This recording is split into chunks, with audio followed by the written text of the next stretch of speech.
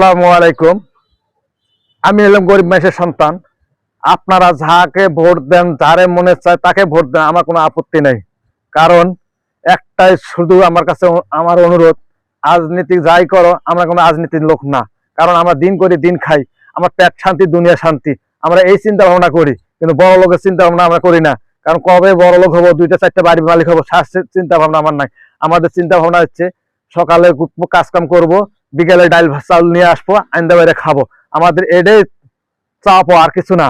কিন্তু তার মধ্যে একটা কি, যোগ্যতা লোক হইলে তাহলে জিনিসটা ভালো হয়। কারণ যোগ্যতা লোকে বোঝে, যোগ্যতা লোকে সবকিছু জানে, সবকিছু সমাধান করতে পারে। কিন্তু অযোগ্যতা লোক এই যে চেয়ারে বসিয়া বিচার কাজী বা কোনো কিছু এটা ঠিক মতো করতে পারবে না। কারণ যোগ্যতা লোকে অবশ্যই বুঝবে। আপনারা যোগ্যতা দেখিয়ে সবাইকে ভোট প্রয়োগ করুন। কারণ আমার রাজনীতির দরকার নাই, যে দেশটা শান্তিতে রাখতে পারবে সেই ধরনের যোগ্যতা নির্বাচন হইতেছে। সুষ্ঠু নির্বাচন আশা করি হবে। আপনারা সেইভাবে সবাই ভোটটা দিবেন, যাতে যেন আমাদের গরিব মাসে ডাইল ভাত দুইটা জুড়ে খাইতে পারি। ধন্যবাদ।